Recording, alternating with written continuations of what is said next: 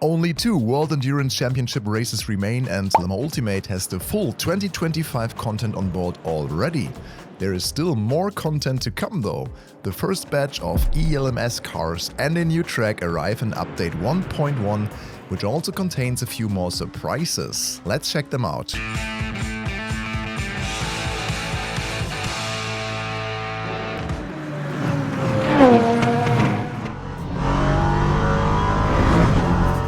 Hi everyone, welcome back to Overtake. I'm Michel and Studio 397 and Motorsport Games are adding ELMS content to Le Mans Ultimate. That's the European Le Mans series. To have more variety next to the WEC content, and the first few cars and a new track are coming on September 23.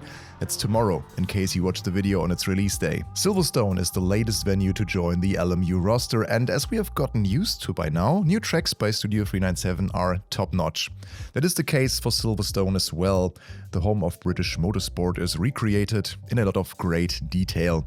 It feels excellent to drive, has the proper atmosphere, and running it with the 2025 WEC grid to get an impression of what the rumored return of the series in 2027, is just one of the cool things you can do in sim racing. Silverstone arrives with its full layout and using the pits on the old main straight only for now. But Studio 397 have already announced that the national and international layouts will be added later. And for those who prefer to use the more modern F1 pit lane, that will also be an option in a future update. Alongside Silverstone, the Ligier JSP 325 is part of the first of the 3 ELMS DLC packs introducing the LMP3 class to the sim.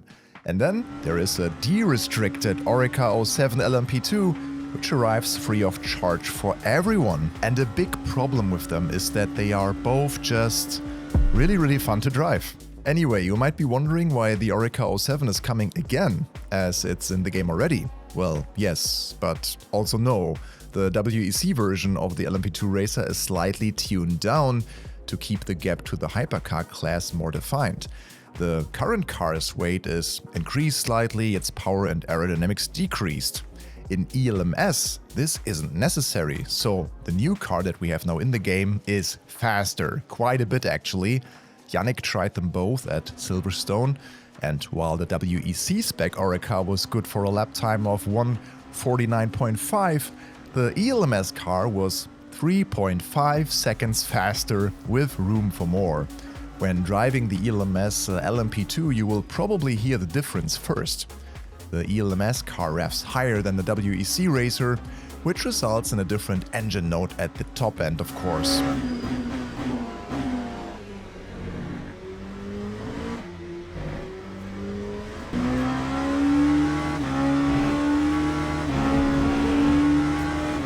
Silverstone was actually a good test bed for this, as it has a nice long straight as well as a few high-speed corners. The difference through Maggots, Beckett's and Chapelle is quite noticeable, as you can throw the car into corners much better.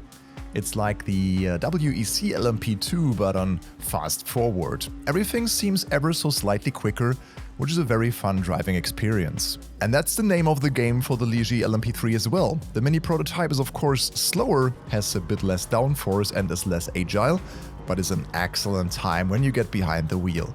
The change in FFB when the car warms up is quite drastic, as your wheel feel really light when trying to turn on cold tires.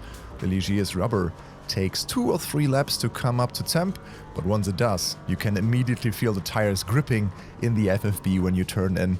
That's very well done. So the Ligier and Silverstone are paid DLC at £8.99, €9.99 or $11.99.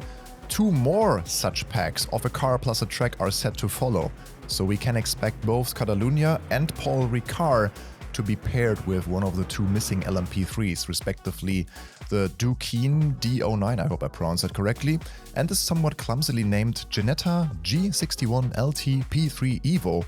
There is also a season pass for all 3 planned DLC packs with the ELMS content, which costs £21.99, €24.99 or $28.99.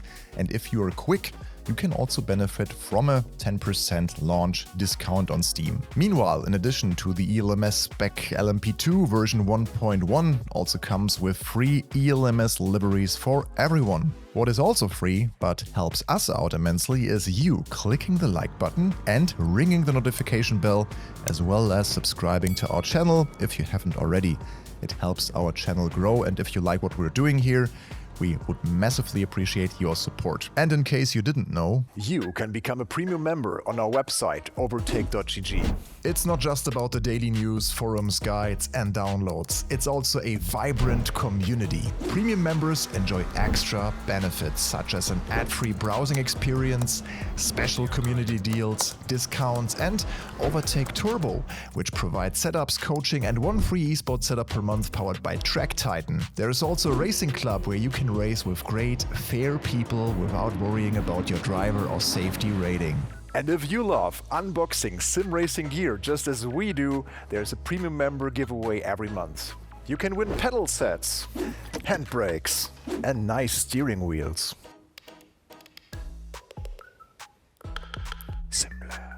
Another cool feature are community reviews, so you can have a chance to contribute and share your opinion on not yet released hardware or games. Have your voice heard and help shape the future of sim racing. Join as a premium member on overtake.gg for just €1 a month. So far, we've talked about the new content, but the 1.1 update also comes with a few improvements and new features as well. Most notably, it will be possible to run custom liveries in single player finally, and in any online session, which is a nice addition. Fittingly, a new livery hub on the racecontrol.gg website makes for something like an LMU version of trading paints that the iRacing crowd knows and loves. There is a caveat though: even if you want to run your custom livery only in single player, you still need a Race Control Pro or Pro Plus subscription. The explanation here is that MSG and Studio 397 expanded the infrastructure for this, and they also need to moderate what's uploaded, quote, as part of our license commitments. While some in the Overtake community found this to be a reasonable explanation, others were not happy about this fact at all, which is probably not very much of a surprise. On the flip side, an addition that the community had been hoping for makes its debut in 1.1. Track IR is now officially supported, meaning that those who rely on head tracking to expand their field of view can now look forward to using the system being supported natively in LMU. On the multiplayer side of things, it should go a bit smoother for those who are not located in Europe. Thus, for all LMU online sessions were run via European servers, but with 1.1, regional hosted servers in Asia and North America arrive to accommodate the endurance racing communities there. Those who are waiting for online driver swaps to be available outside of special events need more patience, however. Studio 397 hopes to have the feature ready for release in the next big update after 1.1, and until then, players will have to get their team event fix in LMU in the official driver swap races. The next one is planned for October 3 to 5 at Fuji, 1 week after the real WEC's race in Japan, so we'd expect another around the Bahrain season finale in early November. If you want to give the new content a proper try before that, look no further than our racing club. On September 23, so release day for the update, we are hosting a 1-hour race at Silverstone in the LMP2s and the Ligier LMP3. It's free to enter for everyone, and we will also have a broadcast including commentary, so see you on the grid. And that concludes our overview over the LMU 1.1 update. We find the new content to be quite enjoyable, and more choice in a limited space like the official WEC game is always better. But what about you? What are your thoughts on the new LMU update? Be sure to let us know in the comments, as well as any comments you might have. Thank you for tuning in, and see you next time.